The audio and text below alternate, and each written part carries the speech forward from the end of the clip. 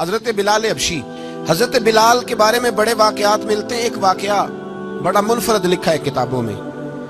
حضرت بلال سے لوگوں نے کہا آپ نبی پاک سے متاثر کیسے ہوئے؟ تو جناب بلال کہنے لگے میں زیادہ لوگوں کو، مکے کے لوگوں کو جانتا ہی نہیں تھا، جو کہ میری ڈیوٹی تھی گھر میں کام کرنے کی، اور مجھے سخت سزا ملتی تھی امیہ بن خلف کی طرف سے۔ بلکہ تحقیق یہ ہے کہ یہ عبداللہ بن جدعان کے غلام تھے۔ امیہ بن خلف نے تو جب انہوں نے کلمہ پڑھا تو پھر خریدا۔ عبداللہ بن جدعان کہنے لگا میں فارغ نہیں، آپ لے لیں، آپ اس کو سزائیں دیں۔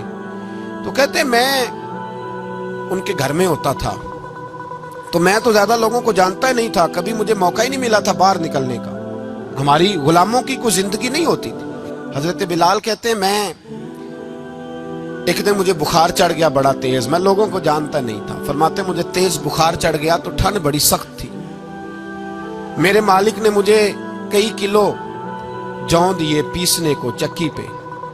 کہتے میں بیمار تھا تو میں نے کچھ دوائی لی جو اس وقت موجود ہوتی تھی، میں نے اوپر لحاف لیا، دودھ پیا تو مجھے نیند آ گئی۔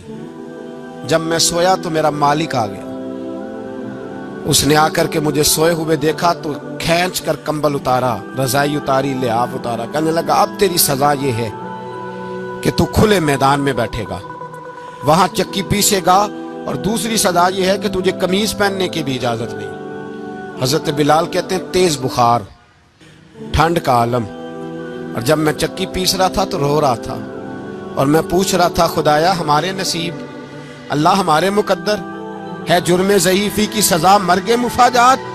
سیدنا بلال حبشی رضی اللہ تعالیٰ عنہ فرماتے ہیں میرے دروازے کے قریب سے رسول پاک گزرے اور مجھے ہائے ہائے کرتے دیکھا تو دستک دی۔ میں نے کہا کون ہے؟ دروازہ کھلے آ جاؤ۔ محبوب اندر آئے تو پوچھنے لگے کیوں رو رہے ہو؟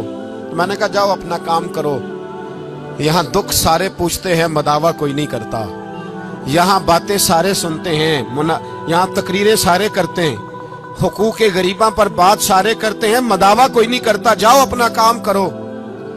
کہتے ہیں میں نے سخت جملے کہے معاذ اللہ، حضور چلے گئے، اور جب حضور جا رہے تھے تو میں کہہ رہا تھا بس جا رہے ہو نا، میں نے پہلے ہی کہا تھا جاؤ۔ کہتے ہیں قربان جاؤں، تھوڑی دیر گزری تو اللہ کے رسول کے ہاتھ میں گرم دودھ کا پیالہ تھا، کھجوریں تھی، حضور تشریف لائے اور کریم رسول نے مجھے کھجوریں دی، دودھ پلایا اور کہا چل جا کمبل میں بیٹھ جا۔ تو میں نے کہا چکی کون پیسے گا؟ وہ تو بڑا مارے گا۔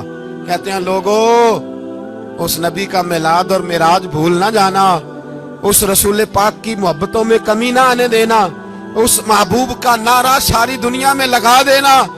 فرماتے ہیں میرے حبیب کے میں قربان جاؤں، مصطفیٰ کریم نے فرمایا تو بیٹھ رضائی میں اور آج تیرے حصے کی چکی میں پیسوں گا۔